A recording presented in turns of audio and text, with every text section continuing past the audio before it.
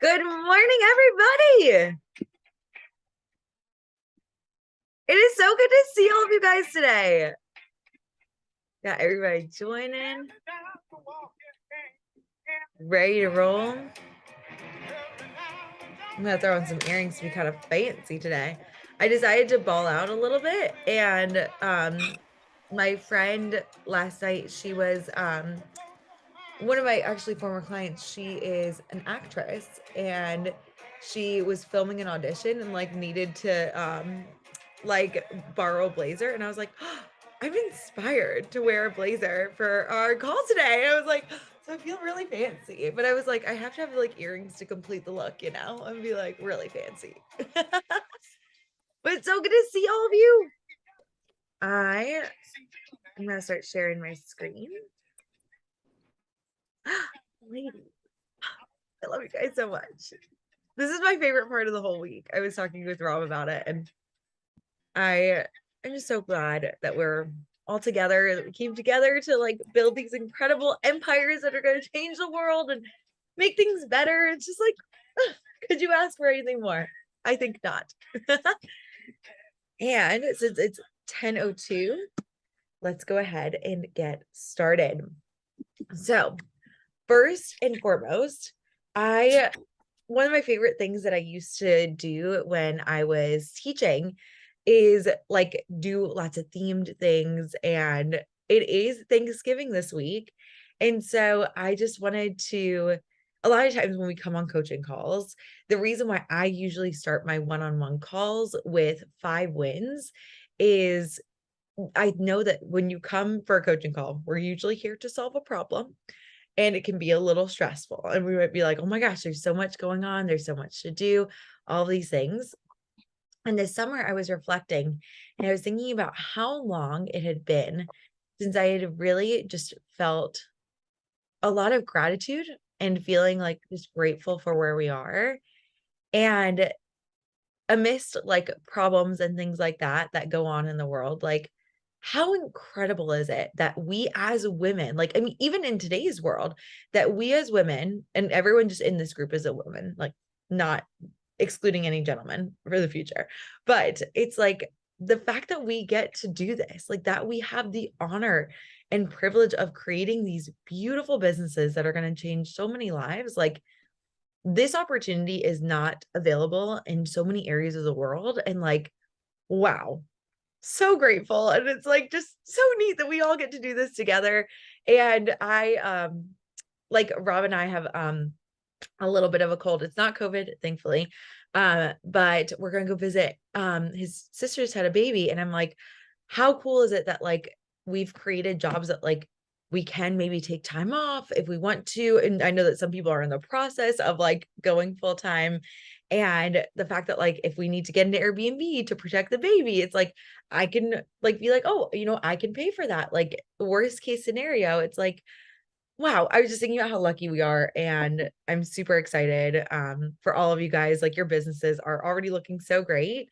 I'm already planning to do like shout outs for everyone on my Instagram page. So we're going to talk about that in a minute.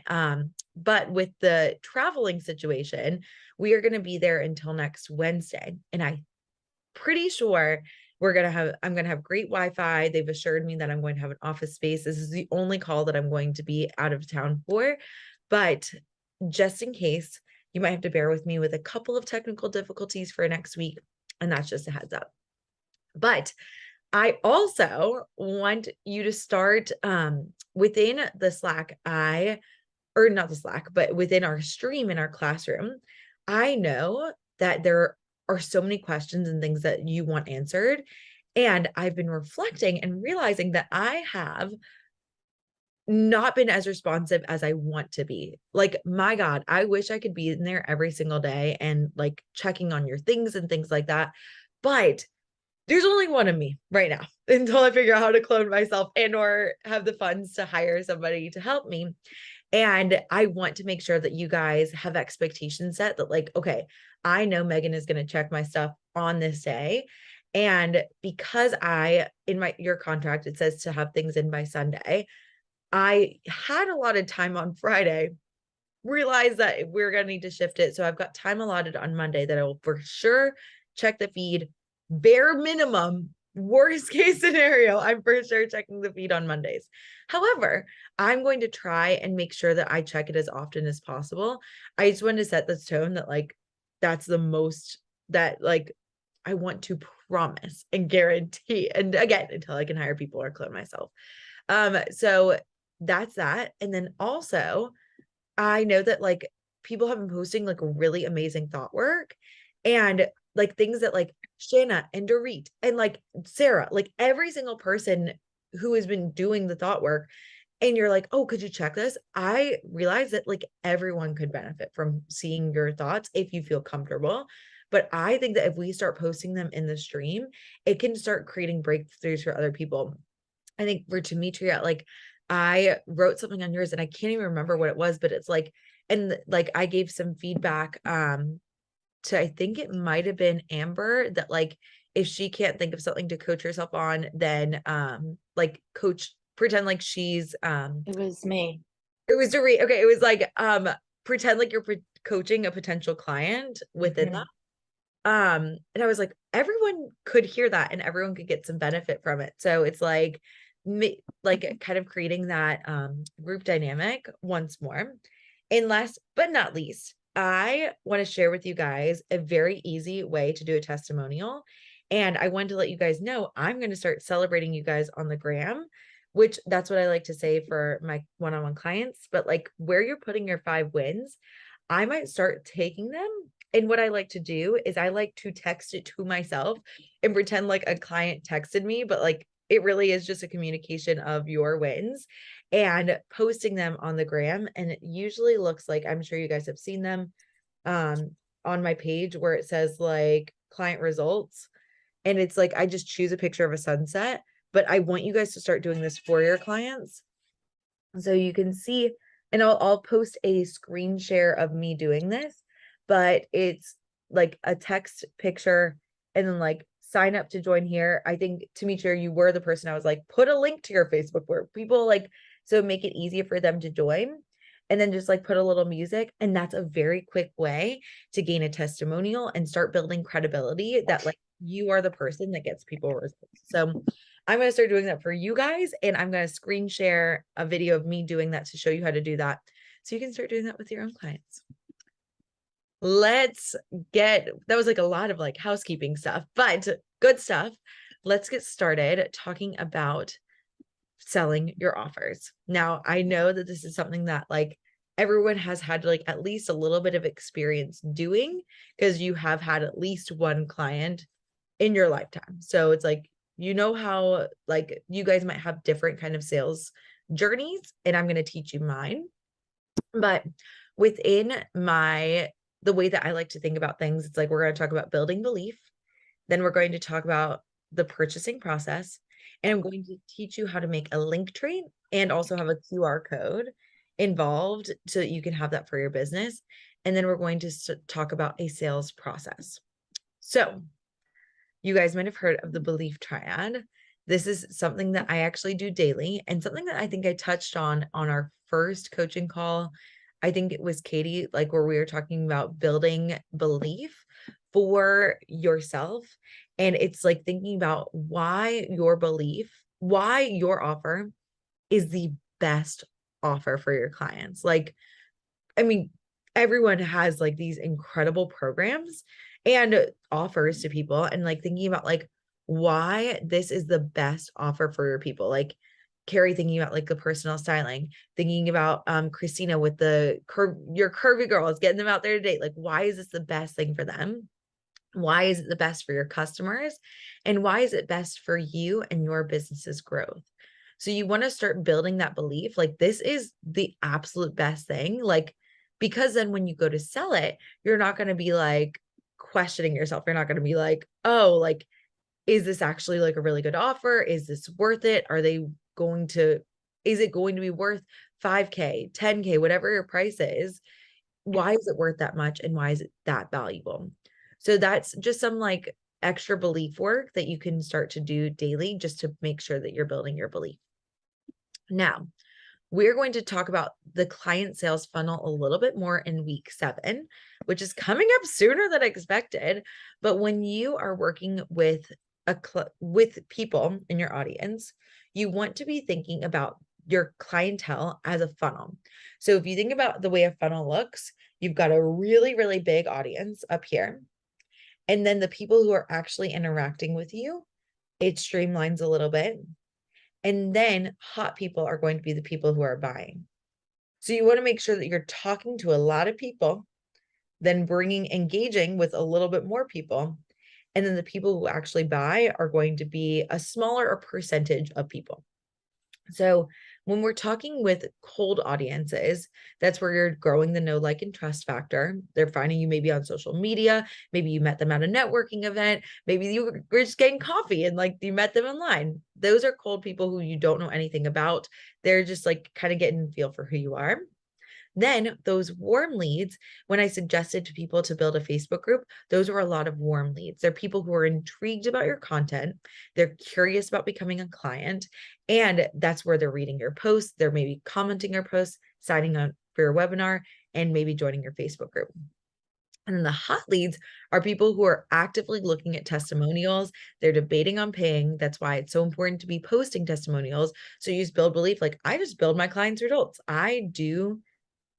I help them in every possible way.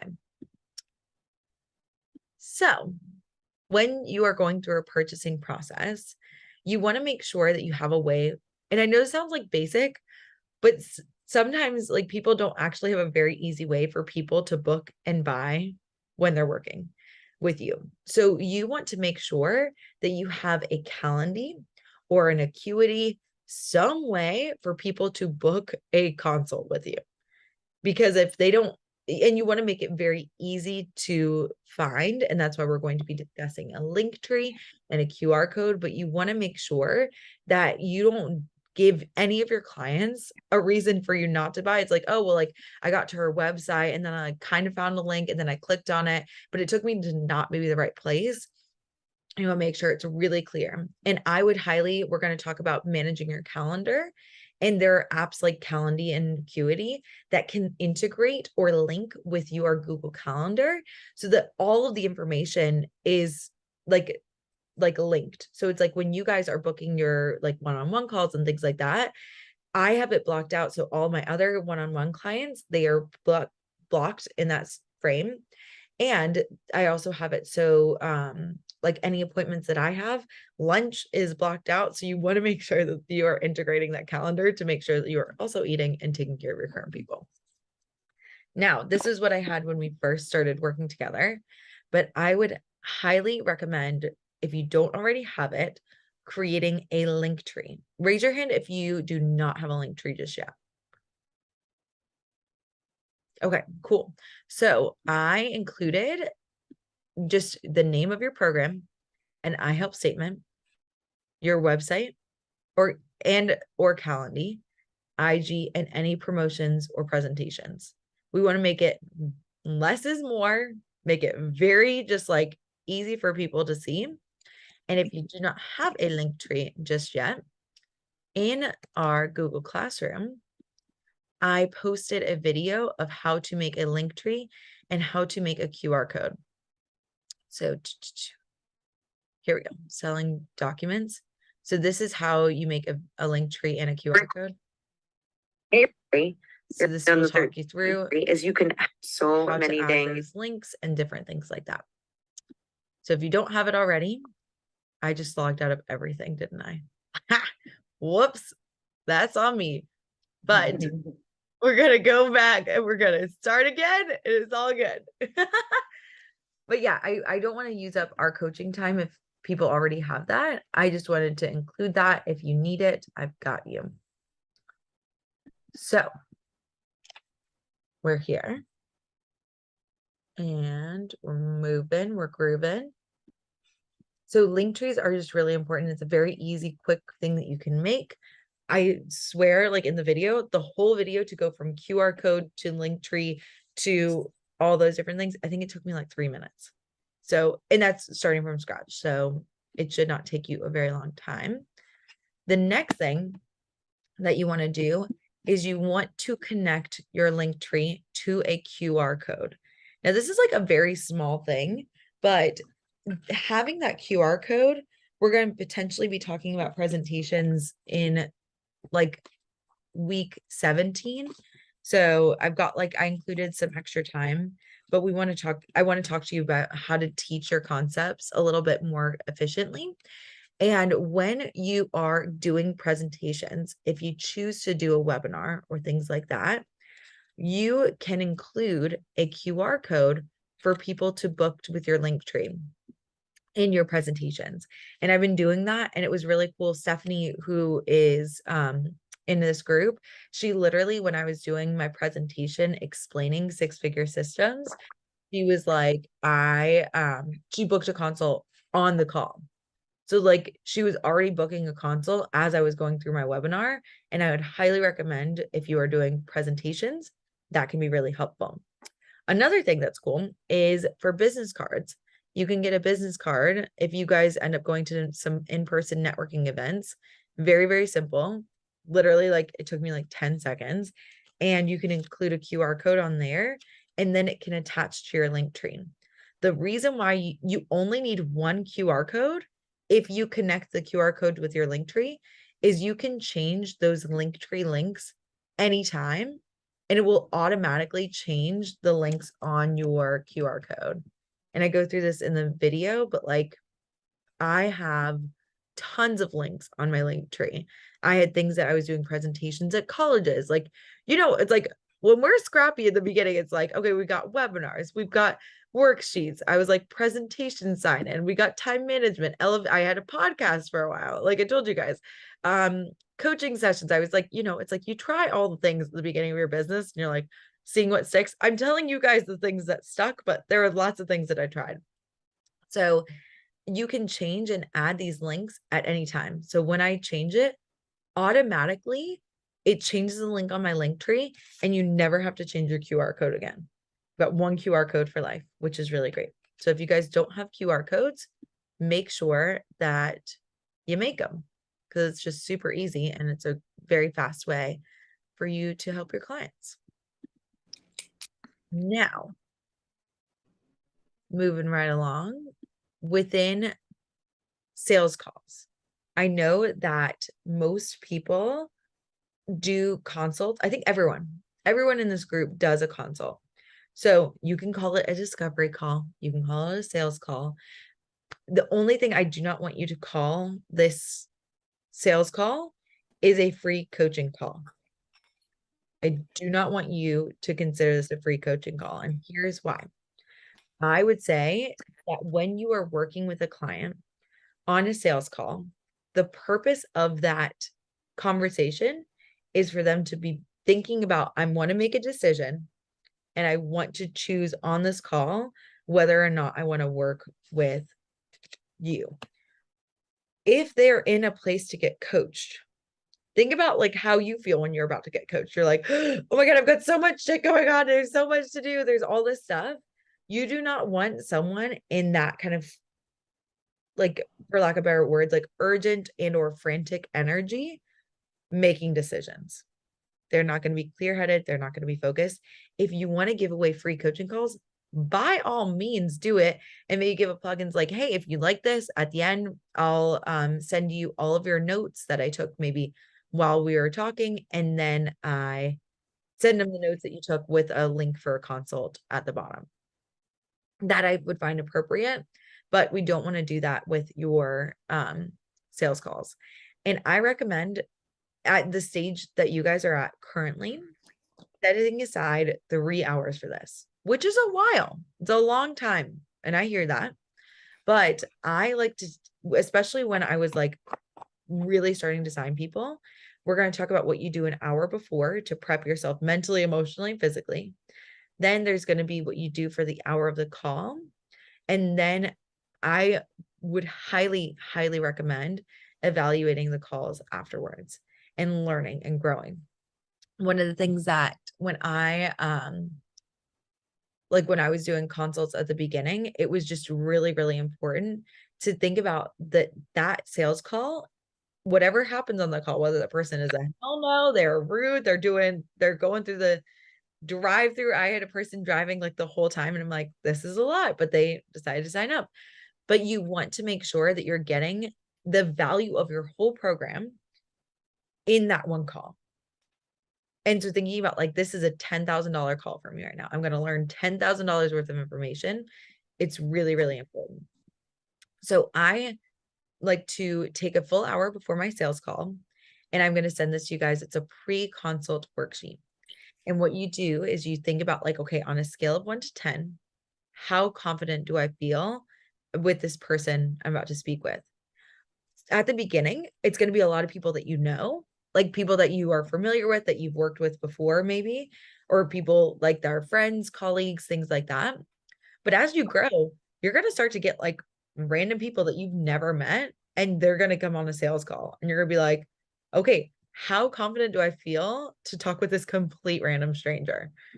And it might not be a 10, and you want to get at all the thoughts, and if need be, coach yourself on them. You want to coach the crap out of yourself, and then think about what you would need to make it a 10. Then, how confident do you feel in your tools to help other people? What was the number? Why? Get out all those thoughts, change those thoughts, and then think about what you need to believe to make it a 10.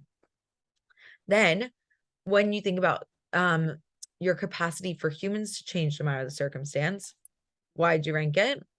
And then these 10 through 13 are like the huge, I would say that this is like the biggest thing for me, is like going through and listing the big major obstacles that you've helped people overcome, things that you've overcome yourself, listing literally, like I list like a page, and I'm like, oh my God, I remember when Grace did this. And I remember when Kristen went through her divorce and I helped her through this. And I'm like, oh, and Yusuf. And like, I only share people whose names they've like given me testimonials for, but I'm like, oh, that was amazing. Like, and just like getting yourself hyped up, like, oh my God, I've created a lot of change in this world.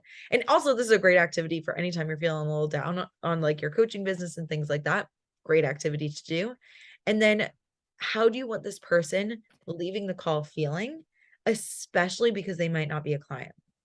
At the beginning, I had like 17 consults and I got one person to join. Very low close rate. Because that's what happens at the beginning. You want to bring in as many people so you can get better at it and trust the universe that the right people will come and the wrong people, or not the wrong people, but that everyone will get their help in due time. But you want to leave the people feeling empowered, excited, ready to change their fucking life, whether or not they do work with you. Not the goal to get them to a yes. We want to get them to a decision that's good for them and good for you. So we want to figure out the sales call flow that I like to go through. Is I like to get some background information on my client, and I like to just put it in and be like, okay, where are they? Like, hey, tell me, hey, it's so nice to meet you. I'm so glad you got on this call today. Can you give me just a little bit of information? If you're like a niche coach, getting out like information maybe about their weight loss, about their money, about their like dating history, you know, like all those things. You just want to get like a little background information. And then you want to talk with them about where they are now and where they want to be at the end of your 3-month, 6-month, year-long program. Where do they want to be? And then you're going to help them visualize point A to point B. And then you're going to talk about why it's important their problem is solved. And then you're going to help them make a decision. So in order for you to create your sales call flow, I like to call it a guide or a blueprint. So you can be like, hey, come on the consult. You will leave with a blueprint. You will leave with a guide. You will leave with something that will help you through the next 3, 6 months, year, whatever it is. And it's to help them figure out just see where they could be if they worked with you, if they choose to do that. So the first thing you want to do is you want to come back to your core 4, your core pillars, you know, and you want to think about, okay, you want to guide this person because and not just because we want to get them to be a yes, but because you want to show them that like you really can help them, like you are the best person for them. And that's why I said when you're making your pillars, make it something that you can rank on a scale of 1 to 10. So when I was doing my consults, this was for the Career Fulfillment Initiative, I would get a little bit, and I called it your result guide. It's like, okay, this is your guide to dating. This is going to be your guide to dating for the next couple months. This is going to be your guide to weight loss, because it's a guide. It's not actually how they're going to do it, but you want to set a guide. So I was like, okay, where are you at on a burnout on a scale of 1 to 10? They're feeling constantly stressed. Where do you want to be in X amount of time? You want to solve the root cause of stress. How about time management? Where are you feeling? Okay, I'm feeling overwhelmed with tasks at work. I'm going to teach, they want to learn how to calendar their tasks. This is all stuff they're saying. You want them to be talking 80% of the time. You want to just like, because when you get nervous, you're going to want to talk and you're going to be like, fill the space. Like, tell me where you're at with time management. Why are you this number? What's stopping you from being a 10? Then work-life balance, the same, and then long-term plan. So you, as they're going through this, you are thinking anticlimactic about your process. You're like, okay, here is my process. Here's what I'm going to guide them through. And then when they finish sharing where they're at now and where they want to go, be like, thank you so much for sharing that.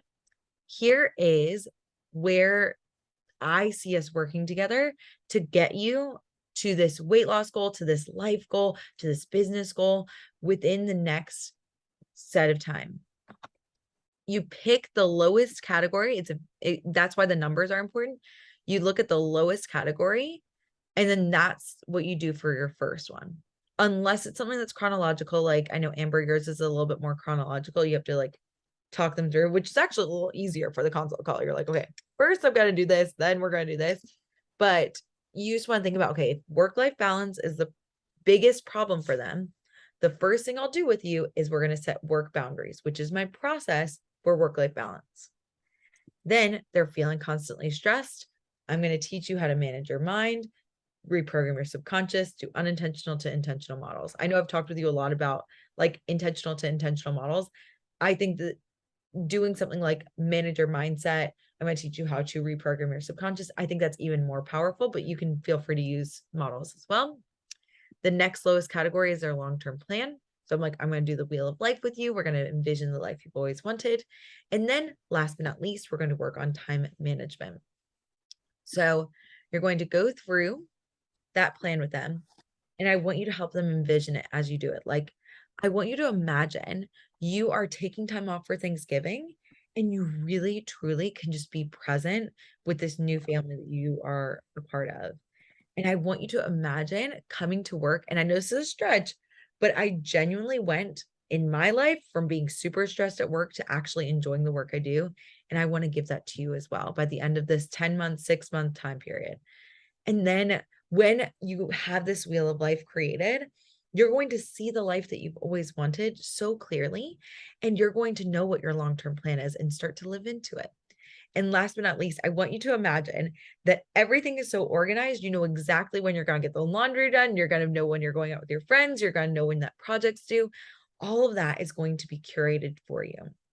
So I want to check in. Do you have any questions about any of those pieces? Great. I think that we are good. If you genuinely think they're a good fit, don't just like take people. Like there are people I was like, I think that therapy is a better option for you at this point in your life, and that's fine. Let me help you get some resources. I'd be like, do you have any questions about that? If not, great. I think you're a great, I think you would be a perfect fit for this program. I think you'd be an amazing client, and I would love to work with you. My program is $5K for 5 months, and I want to help you make a decision about whether that's a right fit for you on this call. So I want to hear whether that's a good, even if you're all in, I want to hear about why that wouldn't be a good choice for you and why that would be a good choice for you. And getting them to list out, I think that we did this on some call. I think it might have been Amber again, like when we were on the call and I was like, what are your why and why not? Getting them to list it out and being like, okay, great. This sounds amazing. You're either going to send them a follow-up email, which is going to be a follow-up consult call just a short 30-minute one scheduled within the next 48 hours, or you're going to have a payment email and an onboarding email. And I've given you guys all of this. So you're going to make copies so that when you go on your next consult, you're going to have it all ready and raring to go. So that's what the follow-up email looks like. It's like, hey, thank you so much for taking the time to meet with me. So excited to see what you're going to create. I've included my contract. Here's a link for a coaching call. And I added to my email list at the beginning, but I've taken that off since then. But that's how you do a follow-up. Then you'll meet with them again and then ask them again, like, okay, what are your reasons why and why not? Have you thought about it? Is there anything else I can clear up? The next thing is if they're like, yes, hell yes, I'm in, you want to get them a time for you guys to meet and be like, here's a link for the payment. Do not go through the process of writing a whole onboarding email for them, because a lot of times people will not necessarily, might be a yes on the call and they're really a no in real life. And that's just fine. But we want to make sure that you've got the payment plan. Once the payment is in and also their contract is signed, then you can send them the onboarding email. You can welcome them in. These are the things that I did. I just talked about this, and you guys are going to get this so you can see the flow of my coaching calls. I did Slack. You do not have to do Slack. Zoom calls, a Google Drive folder. I made a Google Drive folder for every client. You don't need to do that, but those are just the ways that I did it. Think about what you need for your onboarding for your clients, and that is it. So I know that was a lot coming at you. Any questions? Yes, Amber. I've never done like a follow-up call. Like if it's like, Yeah. is that like just for if they're kind of unsure, like in the middle? Yes. And have you found that sometimes helps people, or is it because I kind of feel like sometimes if they're in the middle, they just end up going no. And so it's like, I just wonder like your experience with the follow-up calls and what has that been like? I would say until recently, all my follow-ups were no's and they would just cancel the follow-up appointment. But recently I've had like 4 people do follow-up calls and they were yes. And so it's like, I think it might be a persistence thing, like where it's like, if you just keep going for it, then people like eventually will start converting. But yeah, I would say 40, as long as you keep it within like that 48-hour window, just so that you keep them in a good decision-making space. But that's a great question. Okay. Any other questions? Again, I have a question. Yeah, Carrie. What are your thoughts on, I think I was following someone else's plan that I had worked with, and I'm delivering kind of like a service where like I don't want it to be like a one and done thing, but right now it is like I'll hand over, the lookbook. Do you have like advice, or what is your experience with asking for payment up front or like at delivery of for me to be a lookbook? So I have done where I was like, oh, you can pay it like when I deliver it. And those people were like, they would get on the call and they would be like, oh, like, I'm so sorry. I just need to move around like just a couple more things. Like, and then I can pay you. And then I was ended up ghosting. Happened with like 5 people, whereas like I actually delivered the product and they were like, oh yeah, like this is at the beginning before I knew. But yeah, I would not recommend doing at delivery. You can test it out and see if that could work for your people, but I just don't want you to do unnecessary work, especially like with time constraints and things like that, before someone pays you. So I would just put that in your, like, that's how this works. Then you'll set the expectation. Great question. Anybody else? All right. Okay. If you have questions, feel free to post them in the chat when we take our break, or not our break, your application time. But I wanted to give you guys some really exciting, I did this weekend, and I realized that you guys could not see your form responses in Google. Like there was no possibility for you guys to see what you had ranked each category. And I was like, I want you to see your growth. It's one of the most fun parts about like us working together. So I made every single person, and you probably saw that maybe over the weekend on Saturday was when I was making it. And I made every single person their own personalized Google form. I've already put your old information in there. So you do not need to go back and like redo anything, but every single person is listed here, and you should only see yours. I assigned it just to you. So no one should see anybody else's. You can see that it's like assigned to just one person. And what I did in there is I made sure that you could track your results in the first, so you can see the trend, but you also will see in there that there is I included a financial tracker as well. And I realized, and I made a video in case you guys want to do this as well.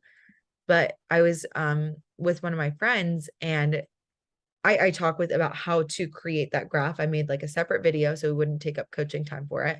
But she was like, I want to track my client's sales. You might be a weight loss coach. You want to track the client's weight loss.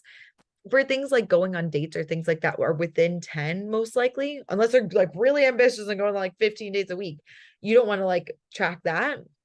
But for the big numbers, like the larger numbers, what I did is I created a separate graph, and on the bottom is sales. And you might see like, okay, I've had a good week. It's like things are going great, good week in parentheses.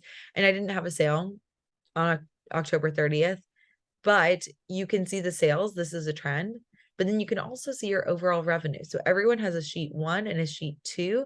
So when you go in to do your form today, you can check that out.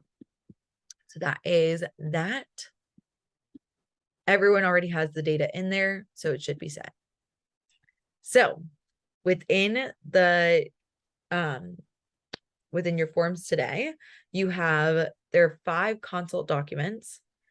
The pre-consult worksheet you just save, your guide you just save, follow-up email, onboarding email, you just save that and change your links. So obviously you don't want to include my payment link, onboarding email if you want to take out some things, make your link tree and attach your QR code, go through the process yourself to make sure there aren't any kinks, because I found that out that my link for Acuity ended up being a link to Instagram.